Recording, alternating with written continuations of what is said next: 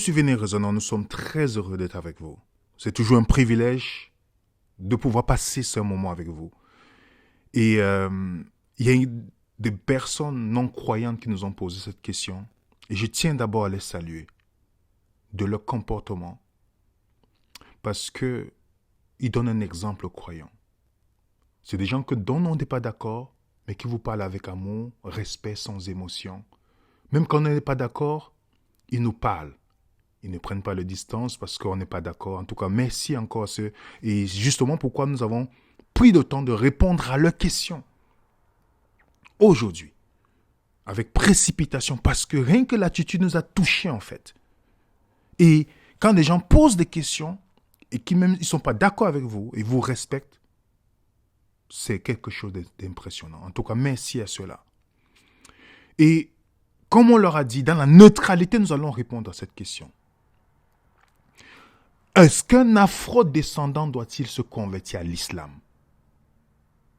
Et ensuite, nous allons traiter aussi, est-ce qu'un afro-descendant doit se convertir au catholicisme?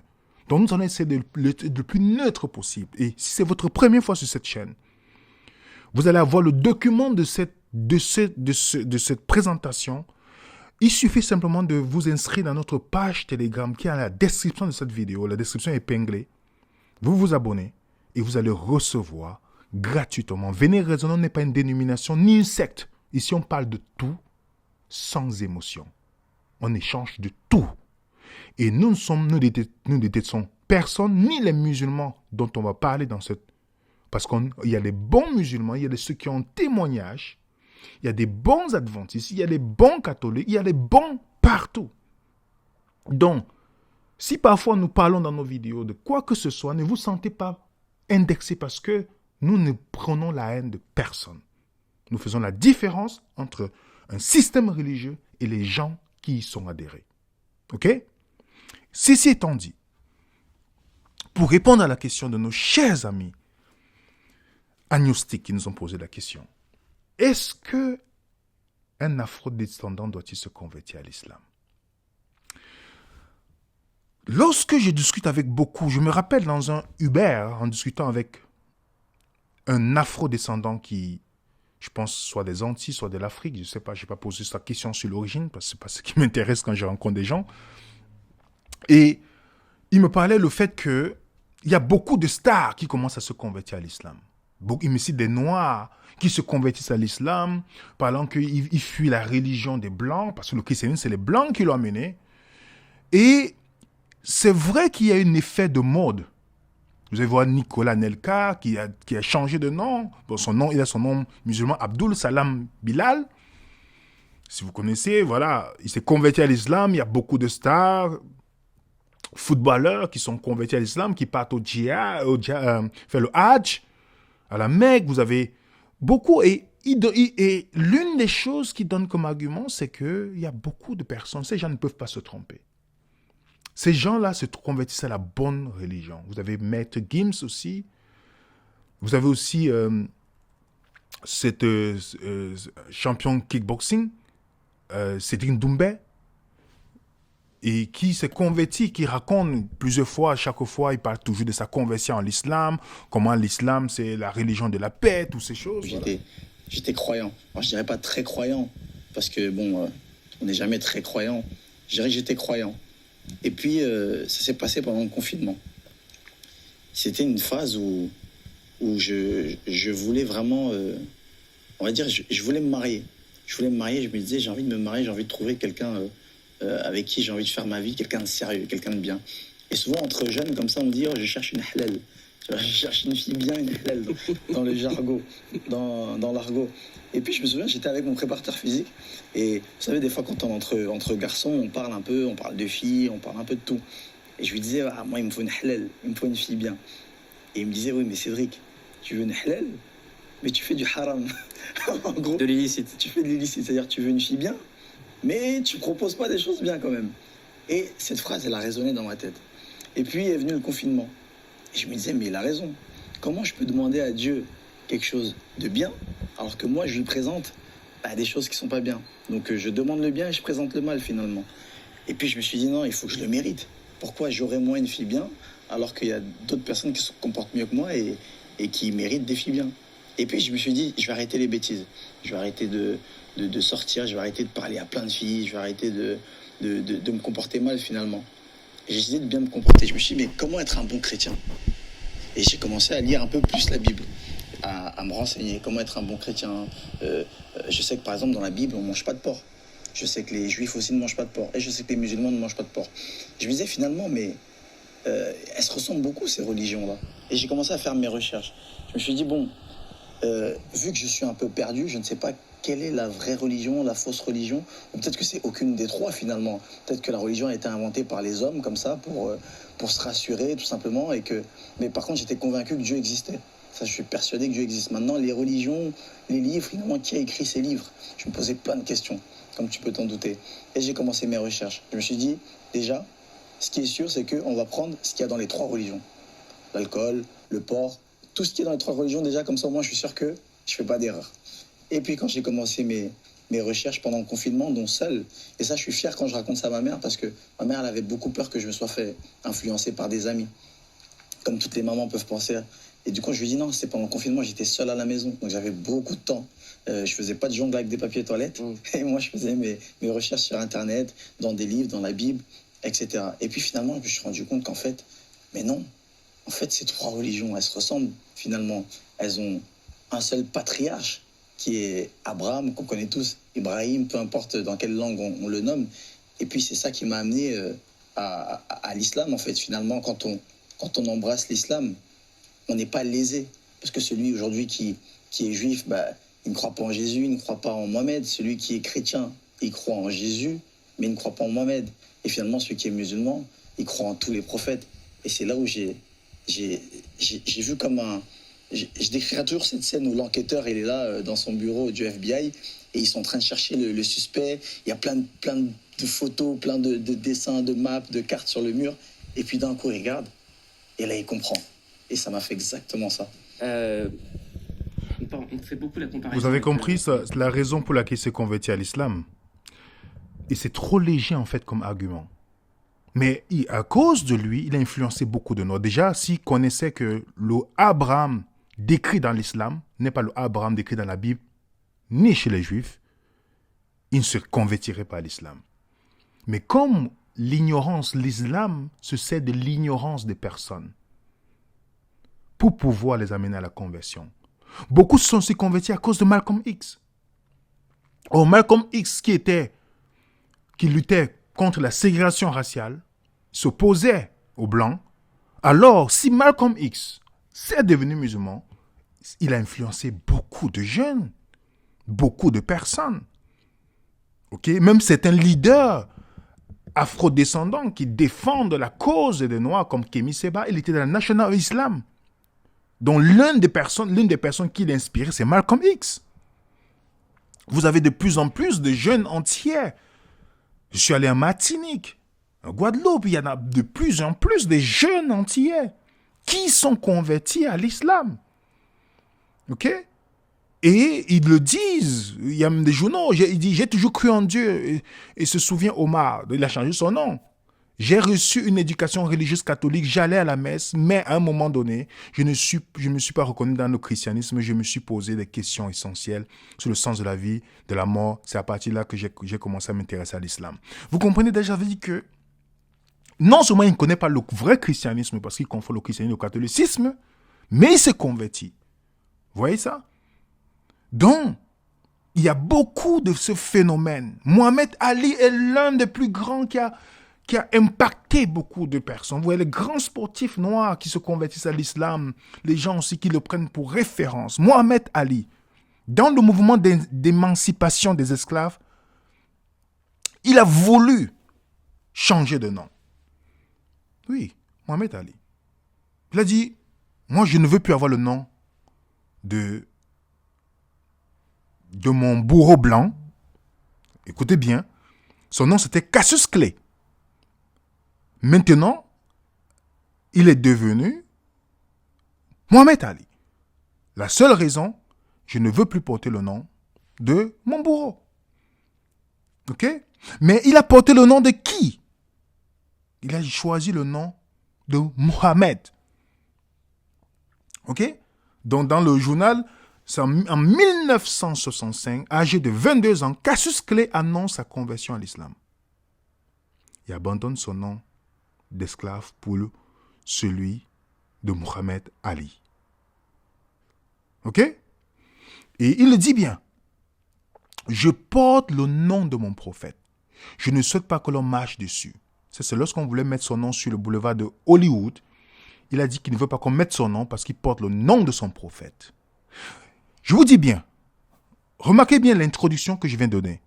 La raison pour laquelle Mohammed Ali décide de devenir musulman, il porte le nom, il rejette le nom de Cassius Clay, qui est le nom de son bourreau blanc, pour prendre le nom du prophète de l'islam.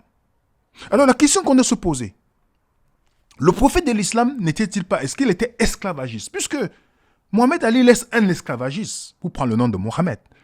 Est-ce que Mohammed n'était pas esclavagiste? Voilà une bonne question. Et c'est pourquoi je vous ai dit, l'ignorance, quand on est ignorant, les gens auront l'avantage sur nous. Vous comprenez? Ils pensent faire la bonne chose. Mais on va voir ensemble si il n'a pas quitté un bourreau pour un autre bourreau, en fait. Beaucoup savent que l'islam, l'expansion de l'islam, ce n'est pas parce que la beauté du message, c'est l'épée, en fait. Pour ceux qui connaissent l'histoire, je parle, étant membre de Véné Résonant, né d'une mère musulmane, quand vous étudiez l'histoire de la conquête de l'islam, c'est le sang, la force. Donc si on regarde de plus près, on aime toujours parler de la traite transatlantique. Mais est-ce que vous savez que les médias font exprès, sous le financement des puissances arabes, des pays arabes, de ne pas parler de la traite arabo-musulmane? Au point, c'est un tabou d'en parler dans les médias aujourd'hui. On veut seulement parler que les Blancs ont asservi les Noirs et créé une émotion. Et vous voyez les gens aller casser les statues. Mais ces mêmes personnes ne veulent pas parler de la traite arabo-musulmane. Jeune Afrique dit, entre le Moyen-Âge, 20e siècle, les Arabes et les Ottomans ont vendu plus de 17 millions d'esclaves. 17 millions d'Africains, c'est un fait. Ils approvisionnaient en Zanzi aussi bien les forces, les foyers de familles influentes arabes, turcs, les palais, les souks, les fermes, les champs, les harems, que les terres sous contrôle musulman à l'époque, comme la péninsule ibérique, Andalousie, la Sicile et les Balkans. Vous comprenez? Et c'est, si vous regardez l'abolition, c'est récemment que c'est sur la pression de la communauté internationale que beaucoup de pays musulmans ont renoncé à l'esclavage, à la pratique de l'esclavage. Comme la Mauritanie, le Qatar a supprimé la kafala en 2016. Vous savez comment on a traité les ouvriers étrangers qui n'étaient pas arabes sur les terres. En fait, c'est quelque chose qui est normal dans l'islam. Et l'esclavage est encore pratiqué dans de nombreux pays musulmans aujourd'hui. Vous partez au Liban, les Noirs, qu'on prend leur passeport quand ils viennent travailler là-bas, comment ils sont traités. Et c'est normal pour ces personnes-là. Pourquoi? Parce que c'est l'islam. Et je vous rappelle que la sourate 33, verset 21, Mohammed est connu comme le modèle des musulmans. Nous allons essayer de voir ensemble. Et pour continuer toujours sur le tabou, Taubira, Christiane Taubira, qui était ministre française de la justice. Voilà une déclaration qu'elle a faite par rapport à la traite arabo-musulmane. Il ne faut pas évoquer la traite négrière arabo-musulmane pour que les jeunes Arabes ne portent pas sur leur dos tout le poids de l'héritage des méfaits des Arabes. Vous comprenez? Mais il faut évoquer pour les Blancs. Il faut évoquer pour les Blancs. Il faut victimiser les Blancs chaque fois, même ceux qui n'étaient pas présents. Il faut le faire. Et beaucoup de Noirs se cachent derrière ça pour dire « Oh, on est raciste ici, dans tous les trucs. » Et pas la victimisation, mais ils ne parlent jamais, mais très peu, de la traite arabo-musulmane. Même les politiques français, comme on voit la déclaration de Taubira, font la même chose en fait. Éviter qu'on parle du sujet. On connaît le financement du Qatar dans certains pays. Pour vous montrer comment la conquête, parce qu'on passe autant à fustiger les Européens. Je ne suis pas en train de dire qu'ils ont fait une bonne chose. Mais si vous regardez la carte, regardez l'Afrique aujourd'hui est devenue musulmane. Si vous savez ce qui s'est passé pour que beaucoup des Maliens, les Sénégalais, beaucoup le nord de la Côte d'Ivoire, tous ces pays-là sont musulmans, Soudan, tout ça, ce n'est pas parce qu'ils étaient de la beauté du message. C'était par rapport à l'épée. Et lorsque on les attrapait, ces Noirs, c'était les premiers. La conquête arabo-musulmane, c'était les premiers à prendre les Noirs pour les vendre. Ils étaient considérés comme le bétail. Je vais venir sur les sourates et les hadiths. Ne vous inquiétez pas, les amis. Je vous montre d'abord les faits historiques. Le Figaro, on nous dit la traite arabo-musulmane est volontairement occultée dans les mémoires de l'esclavage. Vous pouvez lire. Depuis 2006, le 10 mai est la journée nationale de mémoire de la traite et de l'esclavage. L'occasion de revenir sur l'importance de la traite arabo-musulmane dont l'histoire est sciemment dissimulée, explique Marie-Claude Barbier. Vous comprenez? Sciemment dissimulée. Et on peut lire, en 2004, l'ouvrage de l'historien Olivier Pétré-Grenouillot intitulé Les traites négrières suscita bien les controverses. Il y montra en effet qu'il existait non pas une, mais 3 types de traites négrières. La traite transatlantique, la traite arabo-musulmane et la traite inter-africaine, qui alimentaient les 2 autres traites. Or, ce livre sortait 3 ans après la vote de la loi de Taubira en 2001, qui reconnaît comme crime contre l'humanité la seule traite négrière occidentale, faisant les Blancs les seuls coupables. Est-ce que vous voyez un peu que les gens oublient qu'il y a 3 traites négrières? La traite transatlantique, si on dit transatlantique, on parle pour les Occidentaux, la traite arabo-musulmane et la traite inter-africaine. N'oubliez pas que entre les pays africains, on capturait les gens pour les mettre en esclavage. N'oubliez pas ça, en fait. Il ne faut pas que les gens vous donnent seulement une image en disant comme si on vivait en paix seulement dans l'Afrique. Non, moi je préfère être neutre. Et c'est dans les vérifications historiques que vous pouvez comprendre cela. Ok? Donc, en 2005, Jacques Chirac décida que le 10 mai, jour de l'adoption de la loi de Taubira, serait désormais célébré comme la journée mémoire de la traite négrière, de l'esclavage et de leurs abolitions. Ce singulier amnésique ramena la culpabilité sur le seul blanc. 1 an plus tard, à la veille de la célébration, interrogé par un journaliste de l'Express sur le silence concernant la traite orientale, Taubira déclara qu'il était préférable de ne pas évoquer la traite négrière arabo-musulmane pour que les jeunes Arabes ne portent pas sur leur dos tout le poids de l'héritage des méfaits des Arabes. Autrement dit, outre le mépris infantilisant de cette remarque, les enjeux du présent autorisent l'amnésie mémorielle. Pour ceux qui veulent pousser les recherches, je mets les articles traite oubliée des négriers musulmans.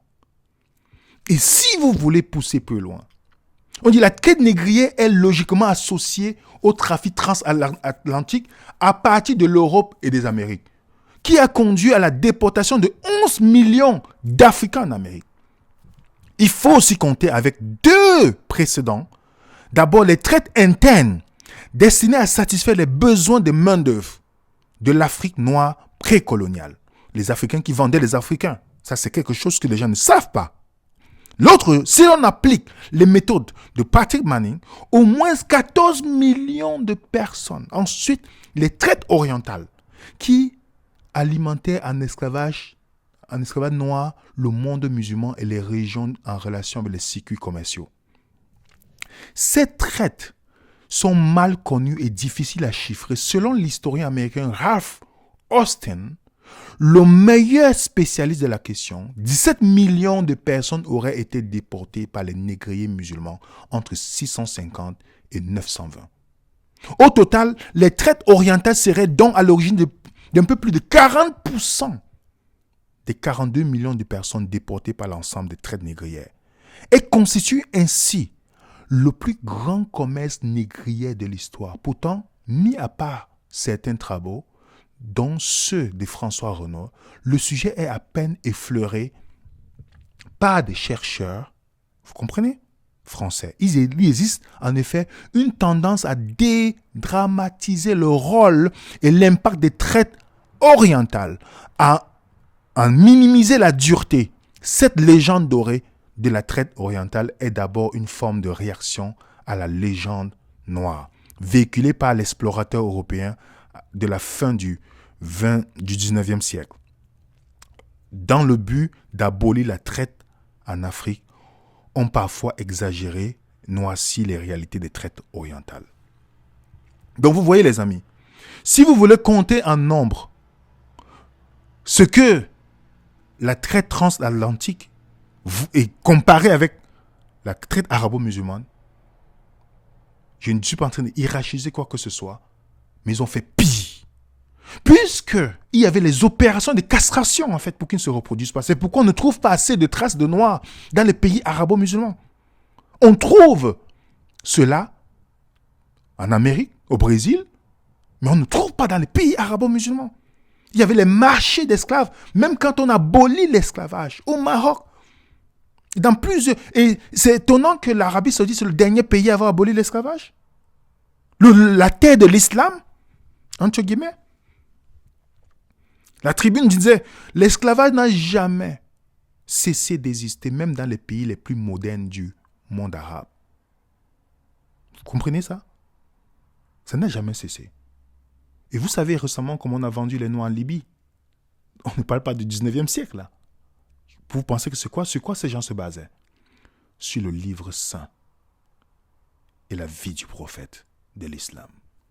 Maintenant, nous allons passer sur ce que le Coran vous dit. Donc la question, est-ce qu'un afro-descendant doit se convertir à l'islam? Est-ce qu'un afro-descendant doit se convertir à l'islam? Mohamed Ali, en changeant de nom, qui était un bourreau, est-ce qu'il n'a pas rejoint un bourreau qui était encore pire que le premier? Bien que les deux soient des bourreaux. Le Coran dresse Mohammed comme le modèle à suivre. Je vous rappelle que le prophète de l'islam, Mohammed, qui a épousé une fille de 6 ans et qu'il a connue sexuellement en 9 ans. Donc n'écoutez pas ce qu'un musulman vous dit que ce n'est pas vrai. Vous pouvez lire les tafsirs et les hadiths qui parlent de la vie du prophète, les tafsirs qui servent l'interprétation des textes coraniques. Ce n'est pas un musulman qui l'interprète, c'est les tafsirs qui le font. Voilà le modèle que chaque musulman suit. Ce n'est pas un hasard que vous trouvez dans des pays où l'islam est la religion d'État, les mariages des enfants. Parce que c'est l'excellent modèle à suivre. Et dans l'esclavage, dans le Coran, on parle même de l'apparence. Les gens qui disent souvent Jésus était noir blanc, vous allez voir que Jésus n'a jamais laissé croire quoi que ce soit parce qu'il n'est pas venu pour la couleur de la peau des gens. Si quelqu'un veut ressembler à Jésus, Jésus demande de lui ressembler dans le caractère et pas sur la couleur de peau. C'est pourquoi vous voyez, on ne parle pas de sa couleur de peau. Bien que les gens, peut-être parce qu'ils n'ont rien à faire, veulent faire des thèses là-dessus, contrairement au Mohammed, que chaque femme précise sa couleur de peau. Beau de visage blanc, avant-bras blanc, pieds blancs, ça c'est les hadiths. Donc on précise sa couleur de peau. Et dans les hadiths Bukhari, le volume 3, un homme avait affranchi un esclave.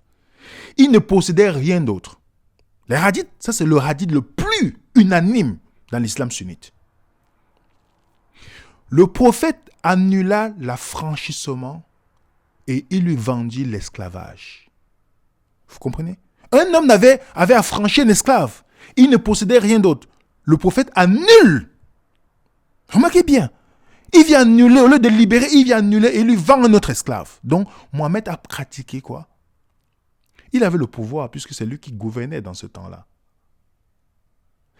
Au lieu d'annuler l'esclavage, plutôt qu'est-ce qu'il a fait? Il a annulé l'affranchissement de cet esclave. Vous comprenez? Hadith Muslim.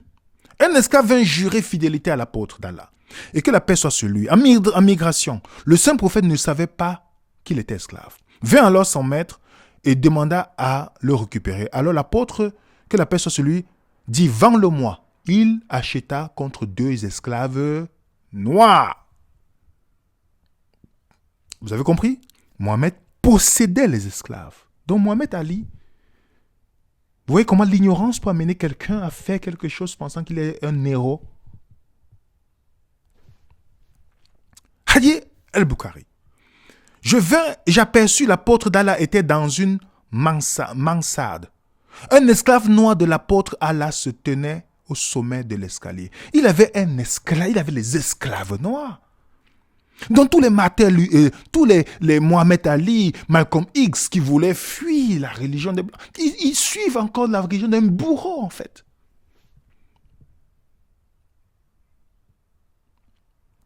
On va aller dans notre hadith. Ne vous inquiétez pas les amis, le document sera mis dans notre groupe Telegram. Vous allez pouvoir vous-même avoir en possession ces documents. Parmi 2 femmes de la tribu de Oudaï, une jeta sur l'autre une pierre, ce qui provoqua chez elle un avortement. L'apôtre d'Allah, que la paix soit sur lui, rendit pour jugement qu'un esclave mâle aux femelles de bonne qualité soit donné en dédommagement.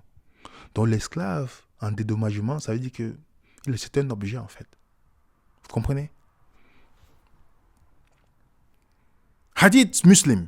Un homme vint au messager d'Allah, que la paix soit sur lui, et dit, je possède une fille esclave qui est notre domestique. Et elle porta de l'eau pour nous. J'ai une relation sexuelle avec elle, mais je ne veux pas qu'elle conçoive. Le messager dit, pratique alors le coït interrompu si tu le veux. Mais ce qui a été décrété pour elle viendra à elle. La personne se retirera pendant un certain temps, puis revient alors dit, la fille est tombée enceinte. Ce à quoi le messager d'Allah dit, je t'avais dit que ce qui serait décrété pour elle viendra à elle. Voilà un esclavagiste. Vous savez que l'esclave sexuel est permis dans l'islam. C'est quoi vous voyez? Même jusqu'à aujourd'hui, quand ils ont voulu faire l'État islamique vers la Syrie, on a vu beaucoup de femmes sortir traumatisées par étant esclaves sexuels. Ce n'est pas que c'est une pratique parce que Mohamed, c'est le modèle à suivre. Voilà ce que Mohamed dit. Le prophète a dit, l'esclave qui fuit chez son maître commet un acte d'infidélité, aussi longtemps qu'il ne retourne pas à lui. Vous comprenez? Ça veut dire que c'est quelqu'un veut s'affranchir. C'est un acte d'infidélité. Le saint prophète a dit, quand un esclave s'enfuit de chez son maître, sa prière n'est pas acceptée. Est-ce que vous comprenez le Dieu? Vous comprenez que si vous êtes noir et vous êtes musulman, et vous suivez cette étude, vous devez poser beaucoup de questions. Vous devez poser beaucoup de questions. Voilà un modèle. Est-ce que c'est un modèle que vous pouvez suivre? Ça veut dire que vous voulez vous affranchir. Dieu ne va pas accepter de répondre à votre prière parce que vous voulez être libre. La seule condition que Dieu répond à votre prière, c'est que vous restez esclave. Vous suivrez ce Dieu-là?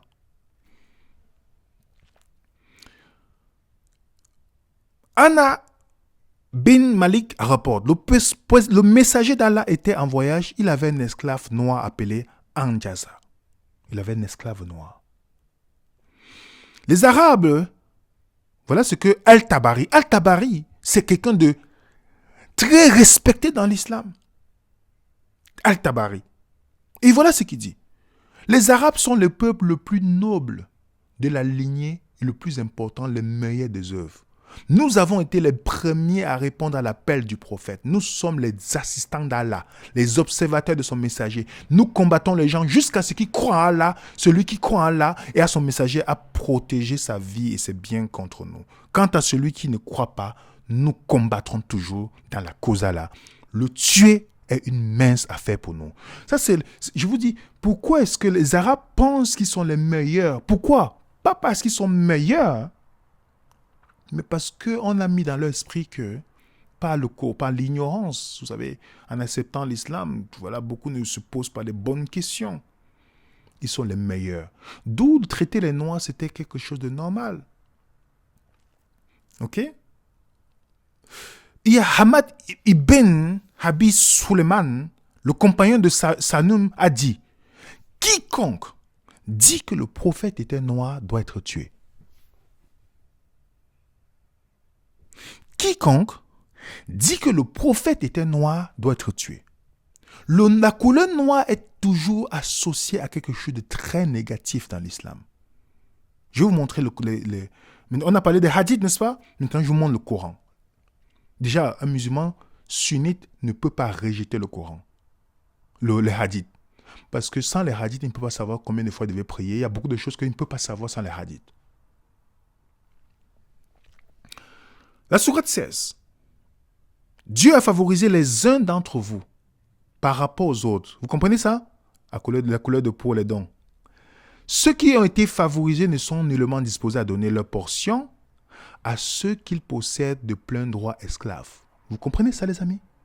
Est-ce que vous comprenez? Voilà quelqu'un, comme musulman dit, c'est un avancé. Le prophète, il est venu moderniser toute chose. Voilà la modernité dans l'islam. La modernité de l'islam, c'est une femme voilée et les gens esclaves. Ça, c'est la modernité. Retourner au 6e siècle, en fait. L'islam est né 6 siècles après le christianisme. La sourate 4.3. Et si vous craignez de ne pas être juste envers les orphelins, il est permis d'épouser 2 ou 3, 4 parmi les femmes qui vous plaisent. Remarquez bien, il n'a jamais respecté ça. Il a environ 11 plus des esclaves sexuels. Comme Marie Lacobs, qui était l'une de ses préférées, une esclave sexuelle égyptienne. Si vous craignez ne pas être juste avec celle-ci, alors une seule, ou des esclaves que vous possédez. Vous comprenez? Ou des esclaves que vous possédez. Vous sont interdites vos mères, vos filles, vos sœurs, tantes paternelles, tantes maternelles, filles d'un frère, filles d'une sœur, mères et qui vous ont allaité, sœurs de lait, mères de vos femmes, belles filles sous vos tutelles, issues des femmes avec qui vous avez consommé le mariage. Si le mariage n'a pas été consommé, ceci n'est pas un péché de votre part. Si les femmes de vos fils nés de vos reins, de même que ceux des sœurs réunies, exception faite pour le passé, car vraiment Allah est pardonneur et miséricordieux. Et parmi les femmes, les dames qui ont un mari, sauf si elles sont vos esclaves en toute propriété, prescription d'Allah sur vous. Donc, ils ne pouvaient pas faire quelque chose. C'est pourquoi vous allez voir, certains jeunes arabes, ils peuvent avoir de rapports sexuels avec d'autres femmes. Moi, je parle avec d'autres femmes, d'autres religions, d'autres couleurs. Mais quand il va vouloir se marier, il va chercher une femme arabe. C'est ça qu'on compte. Les autres, ce qu'il fait à côté, ce n'est pas vraiment considéré comme le péché. Donc, pour les femmes, la pression, c'était permis pour les femmes arabes. Pour les femmes esclaves. C'est la prescription d'Allah. Il y avait même les croyants esclaves. Je donne les versets rapidement. Il y avait les croyants esclaves. Sourate 4, le collègue et le voyageur et les esclaves en votre possession. Ok? Vous avez les croyants esclaves. Donc, même le noir qui est musulman, il est vu comme un esclave, en fait. Dans ce temps-là, ces croyants étaient des esclaves. Parce qu'il n'y a pas l'arabe au-dessus du noir.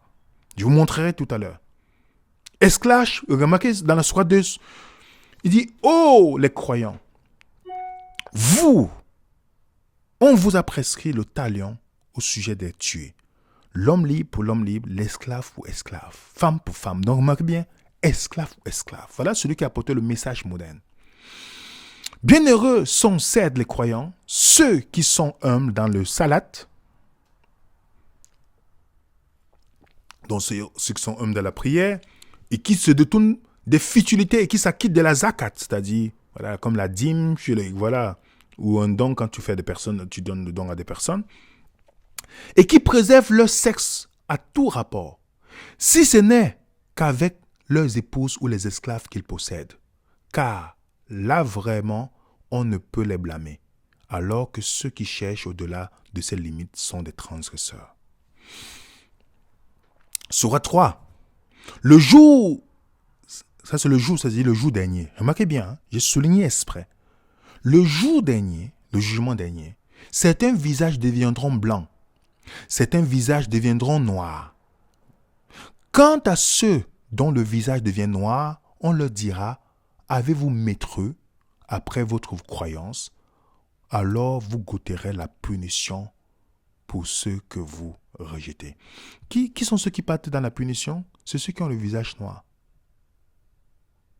Il y a des noirs qui ont décidé de quitter l'islam en grande quantité actuellement. Et ils étaient choqués en découvrant comme ce verset, d'autres versets aussi. Pourquoi la couleur de visage au jugement dernier? Pourquoi les noirs, ceux qui ont le visage noir, partent en enfer en fait?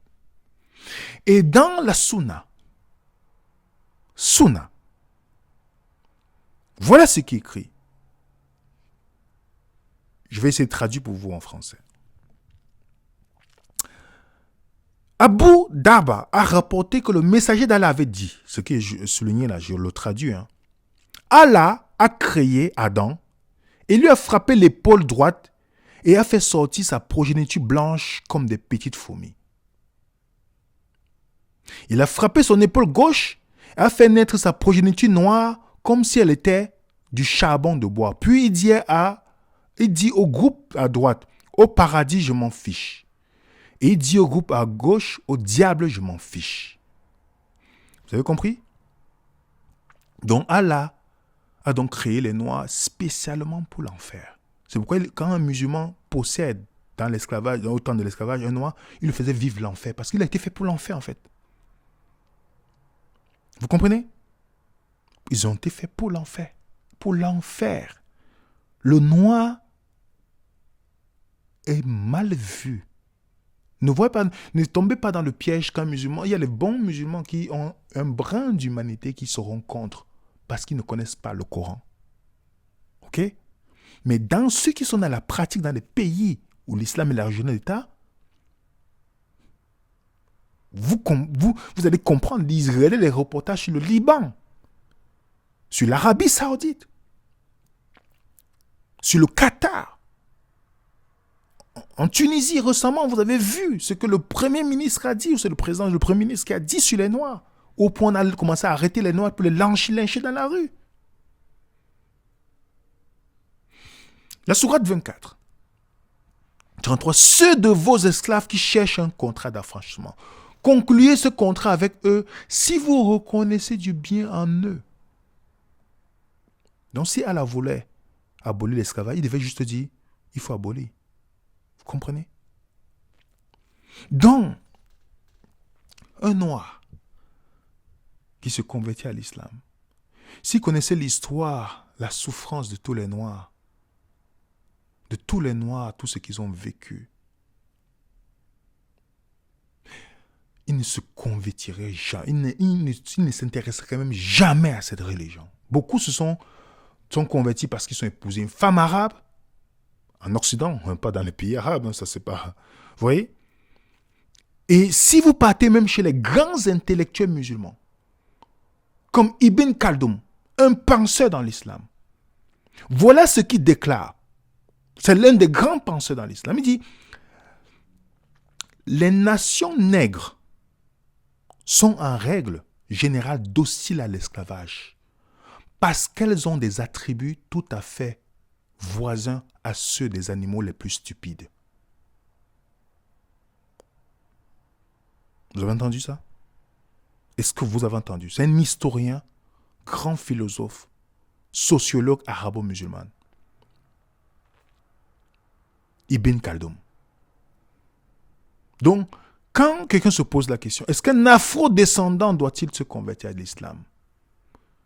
Si on se base, si vous regardez seulement ce qui est récemment dans les pays, comment les Noirs sont vendus, CNN a fait le reportage, RFI, tout ça, ils sont vendus à d'autres pour qu'ils aillent faire les travaux.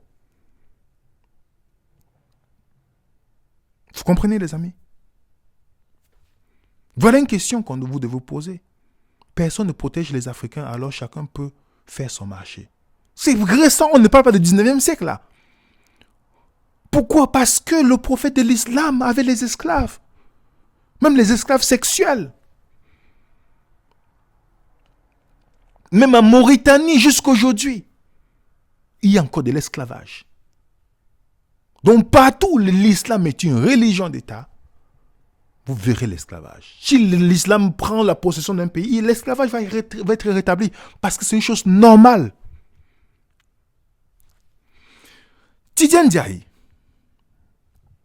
anthropologue historien, a écrit un livre que vous pouvez faire un cadeau pour un noir ou un africain que vous voyez dans l'islam. Le génocide voilé. Voilà ce qu'on peut lire. L'autre esclave, un aperçu de la traite arabo-musulmane. L'interview qu'il a donnée, Tidiane Diaye, à France Info, je vais vous lire quelques morceaux parce qu'il a fait beaucoup de recherches sur la question. Alors que la traite transatlantique a duré 4 siècles, c'est pendant 13 siècles, sans interruption, que les Arabes ont rasé l'Afrique subsaharienne. Dans la traite transatlantique, quand on dit traite occidentale, c'est 4 siècles. Mais la traite arabo-musulmane, c'est 13 siècles sans interruption. Il continue. La plupart des millions d'hommes qu'ils ont déportés ont disparu du fait des traitements inhumains et de la castration généralisée. Vous avez entendu ça? Castration généralisée. Et il continue, il dit, sur le plan historique, écrivez-vous la traite négrière est une invention du monde arabo-musulman. Comment cela?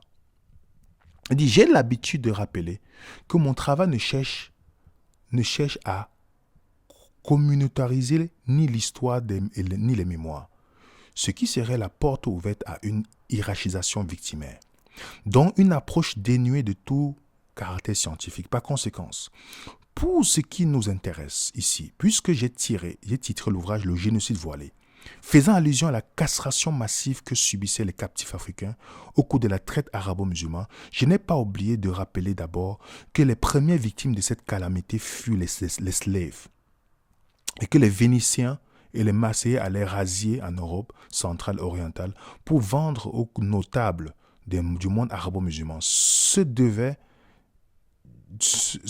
devait durer toute une époque carolingienne du Xe siècle sous le monarque saxon.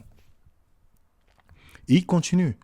Pour la traite transatlantique, en dépit de sa monstruosité et des traitements, des humiliations et aux calamités, un esclave avait une valeur vénale. Le maître le voulait productif, rentable à long terme.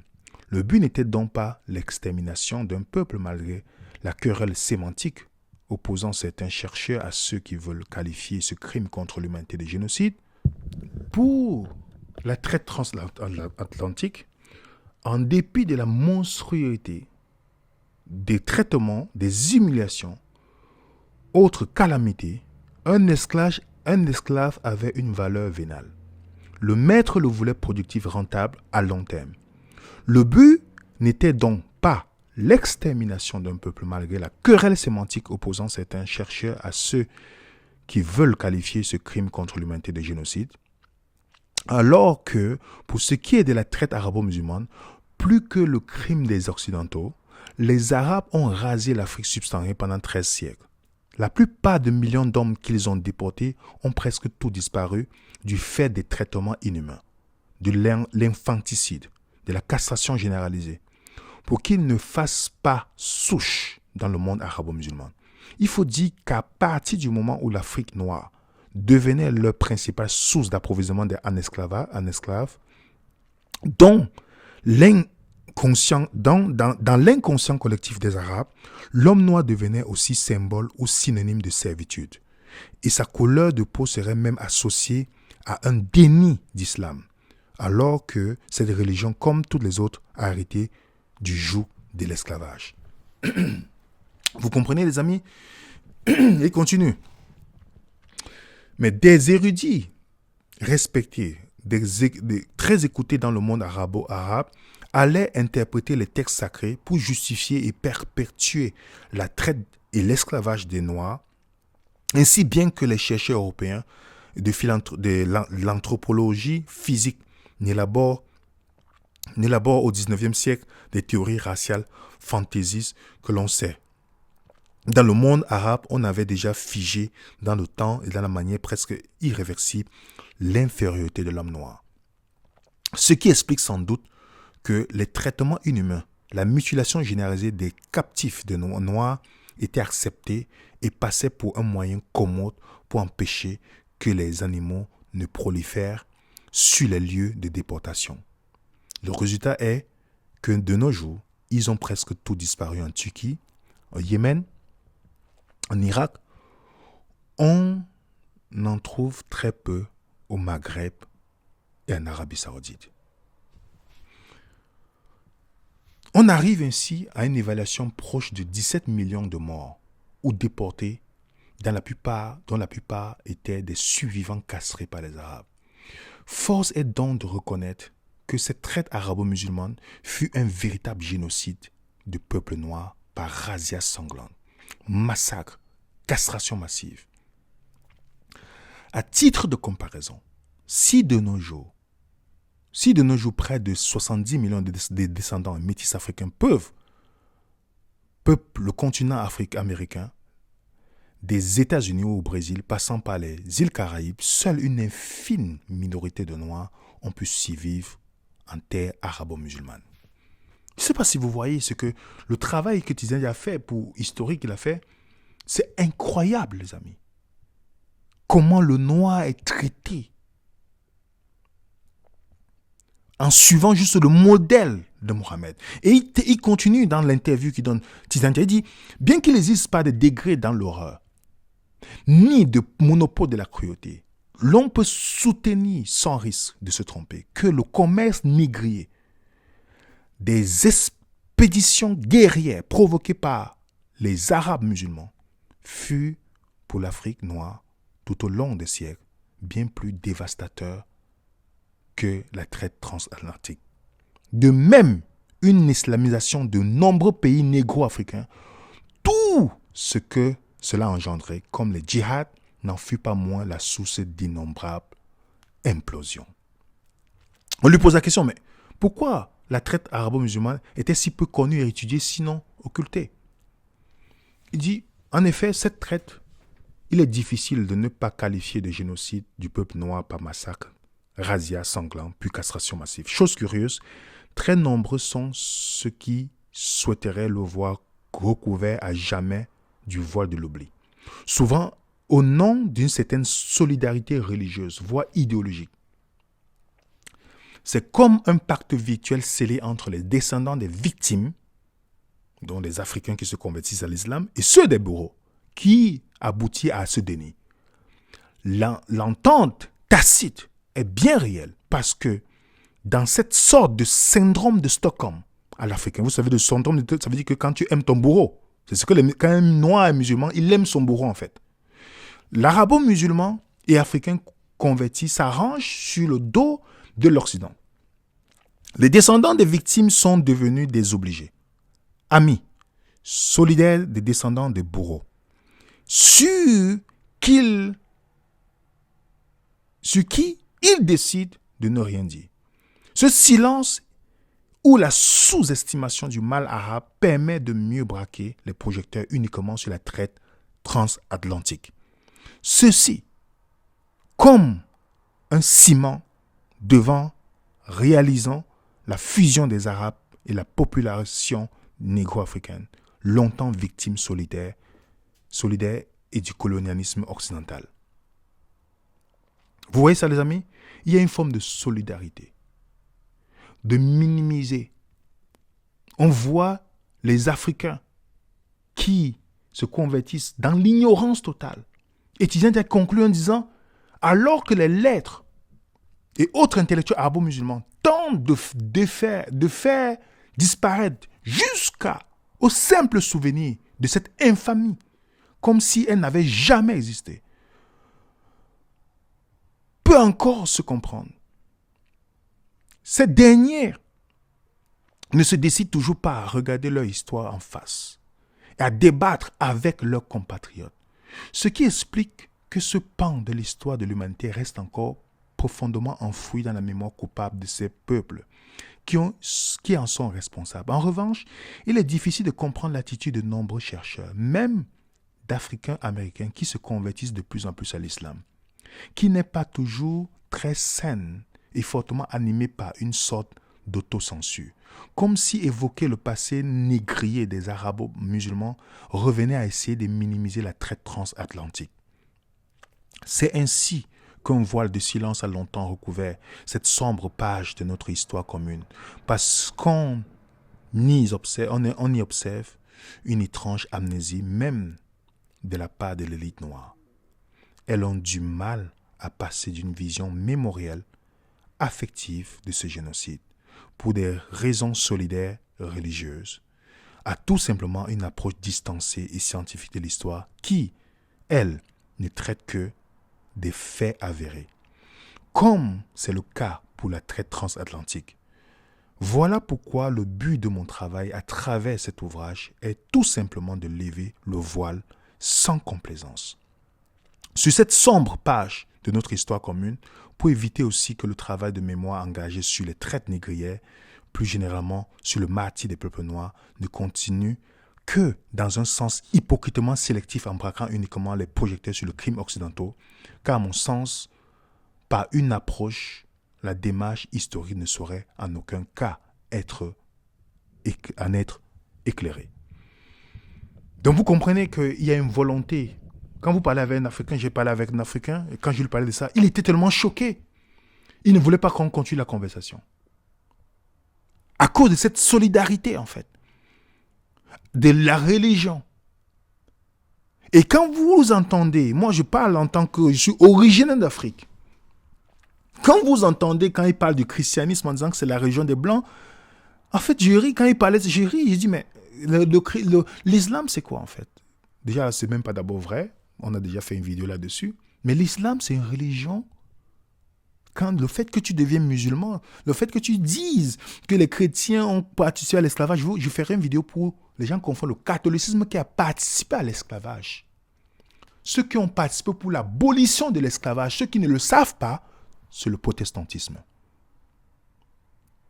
C'est des gens, à cause de la Bible, en disant que les hommes sont à l'image de Dieu, sont égaux, qui ont commencé à lutter, mettre la pression pour la libération des esclaves. L'islam n'a pas mis cette pression. Plutôt, c'est les derniers pays à abolir l'esclavage, sous la pression de la communauté internationale. En fait, sous la pression des païens, comme les musulmans, comme l'islam le dit. Ok? C'est sous la pression des païens. Si vous remarquez bien, c'est les païens qui ont des valeurs humaines plus avancées que ceux qui disent qu'ils ont la religion pure. Ça ne vous dit pas beaucoup de choses de ce Dieu-là? Ce Dieu, s'il était visionnaire, n'est-ce pas, l'islam devait être la première religion à combattre, à rétablir l'égalité des femmes, l'égalité des hommes. Allez en France où on permet certaines choses aux musulmans. Vous pensez que vous pouvez étaler votre christianisme dans un pays musulman, arabo-musulman? Vous pouvez étaler votre christianisme en plein jour ou construire vos bâtiments religieux en plein jour. Mais les pays occidentaux leur ouvrent les portes, n'est-ce pas? Mais je dis, cette religion a avancé grâce au sang versé. Le sang des Noirs coulé. Et continue encore dans certains pays à couler aujourd'hui. L'expansion de l'islam s'est faite par le sang versé. Oui, par le sang versé. Par l'ignorance d'un chrétien qui est catholique, qui ne connaît rien. Lorsqu'il ne connaît rien, quand il rencontre un musulman, il peut le faire douter. C'est pourquoi il faut instruire vos enfants dans la vérité. Il faut leur expliquer des choses. Il faut vous-même, parents, mettre de quoi pour commencer à les informer, pour qu'ils ne tombent pas. Beaucoup des gens que j'ai vus, qui étaient musulmans, avec qui on a étudié, qui sont revenus dans le vrai christianisme biblique, ils ont tous un point commun, un accord. Un point commun, c'est l'ignorance. On les a pris par ignorance. Et de la même attitude, en victimisant, quand ils parlent de l'esclavage, ah, c'est les Blancs, vous avez vu ce que les Blancs ont fait, l'islam a combattu. Pourtant, quand tu commences à pousser loin dans l'islam, tu comprends que ça ne tient sur rien. Et c'est pourquoi ils pratiquent ce qu'on appelle la tequiya. La tequiya, c'est l'art de la dissimulation, en fait. C'est l'art de la dissimulation. Ça veut dire qu'on te ment. Si tu ne connais pas, quand tu ne connais pas, on va te mentir. Vous comprenez? Donc, il est important pour vous et moi de s'instruire, de se poser des bonnes questions. Parce que l'ignorance est difficile, les amis. L'ignorance, les conséquences de l'ignorance, c'est incroyable. Instruisez vos enfants. Instruisez vous-même. Et pour répondre à la question, est-ce qu'un afro-descendant peut devenir musulman? En fait, ce sera comme on a dit, le syndrome de Stockholm, en fait. C'est d'aller embrasser la religion d'un bourreau qui a traité tes ancêtres d'une manière inimaginable. Inimaginable. Comme le bétail. Et qui, le prophète qui est considéré comme le modèle à suivre. Le modèle à suivre. Le modèle à suivre qui possédait les esclaves et les esclaves sexuels. Voilà le modèle de l'islam. Lisez le livre de Tidjane Ndiaye. Ça va vous aider à comprendre le point historique. Et il a même mis des sourates dedans. Lisez ce livre. Vous allez comprendre beaucoup de choses. Lisez aussi Malek Chebel, l'esclavage en terre islam. Tabou, c'est un tabou en fait. Et beaucoup, vous voyez, Maliens, Sénégalais, qui sont tellement amoureux de l'islam, vous les voyez là-bas. Récemment, j'ai pris une voiture encore en Belgique. Un jeune Guinéen barbu partout. Et qui me disait qu'il était en train de jeûner. Je le regardais, on discutait. Il ne connaissait même pas certaines choses qu'il y a dans l'islam. Mais parce que il y a la conversion familiale et dans les cités, ils sont entourés des Noirs. Voilà la religion voilà la religion qui rend, voilà la modernité dans l'islam. En suivant des modèles qui pensent combattre le christianisme qui appartient, qui disent dans leur tête que le christianisme ça vient des Blancs, tous ces gens que vous appelez, que vous prenez pour modèle, en fait, ils vous amènent dans la religion de votre bourreau. Du vrai bourreau qui a fait plus de massacres. Une fois, je ne suis pas en train de minimiser la traite transatlantique qui a duré 4 siècles. Mais ils ont fait plus de massacres, 13 siècles.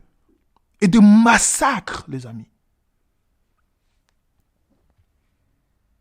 Donc, suivant le prophète de l'islam, il était esclavagiste. Esclavagiste. Les politiques françaises qui ne font que de vous dire on ne doit pas parler de ça.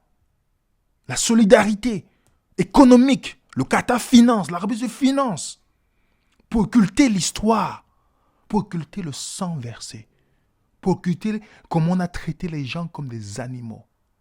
Pire, ils n'avaient aucune valeur, même de se reproduire. Et c'est ce modèle que je vais suivre.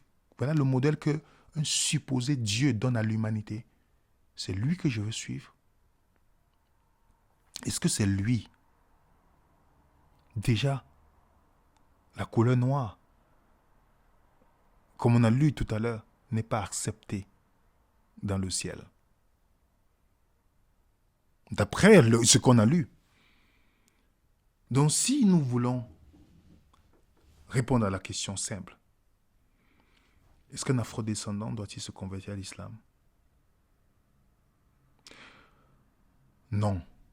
Non pas seulement sur l'histoire, mais le message de l'islam. L'exemplarité de ce prophète devrait dégoûter tout noir qui se pose la question sur l'islam.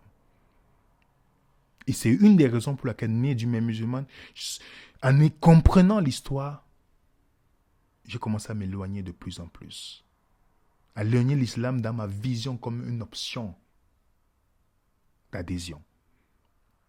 Parce que je ne pouvais pas accepter un prophète qui a versé du sang humain, qui a épousé une fille de 6 ans pour la connaître sexuellement à 9 ans, qui avait des esclaves sexuels, qui a versé énormément de sang, qui volait et pillait les gens, pas les caravanes, pillait des personnes. Ce n'est pas un modèle que je suivrai.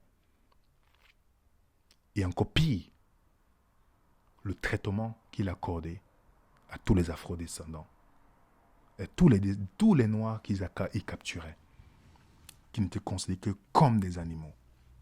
Donc il y avait tous ces points-là qui ont fait ce que je n'ai jamais adhéré. Et je vous dis, ce n'est pas seulement les noirs. Il y a beaucoup de musulmans humains qui ont quitté l'islam, qui quittent l'islam à cause qu'ils ne se reconnaissent pas en eux un modèle comme Mohammed. L'islam, c'est un cancer dans ce monde dans lequel nous vivons. Il fait bien la distinction entre les musulmans et l'islam. L'islam, c'est un cancer. Je pèse bien mes mots. Et tant que l'islam est quelque part, il n'y aura pas la paix sociale dans cet endroit. Parce que Mohammed, le seul moyen où Mohammed vivait en paix avec les gens, c'est quand il était en minorité. Si vous connaissez l'histoire de la Médine et de la Mecque, à la Mecque, il était en minorité. Quand il est devenu en majorité, c'est là où il a commencé à produire les sourates de guerre et de destruction. Donc quand vous voyez les musulmans dans un pays, quand ils sont en minorité, ils demanderont, ils vont se baser, faire les victimes pour jouer en disant non, il faut les droits de l'homme. Mais quand ils sont en majorité, ils vont vous imposer la charia. Ce n'est que question de temps. Allez en Angleterre, allez à Londres, vous allez voir. Allez dans plusieurs pays où ils commencent à prendre de l'ampleur. C'est pourquoi la colonisation dans l'islam, comme j'ai fait dans certaines vidéos, ça se fait par le nombre d'enfants. Ils font beaucoup d'enfants parce qu'à la fin, ils disent qu'ils gagneront. Voilà une religion de conquête politique, religieuse, qui est comme son but de conquérir. Et c'est pas ces conquêtes qu'ils ont massacré beaucoup de Noirs. Ils les ont rendus comme le bétail. Merci à nos amis agnostiques qui ont posé cette question. Nous espérons que nous avons répondu à votre question et peut-être à vous aussi. Et nous mettrons le document à votre disposition. Merci pour le temps que vous prenez. Mettez un coup de pouce et partagez massivement autour de vous. À tous vos frères, à tous nos sœurs et frères qui sont musulmans ou ceux qui sont noirs, afro-descendants, vous devez leur faire comprendre cela. Que la paix du Seigneur soit avec vous. Et on se donne rendez-vous à très bientôt. Et puis pour ceux qui veulent, nous avons un Zoom à 16h, heure de France. Le code sera juste au commentaire de cette vidéo. À très bientôt. Suivez les raisonnants.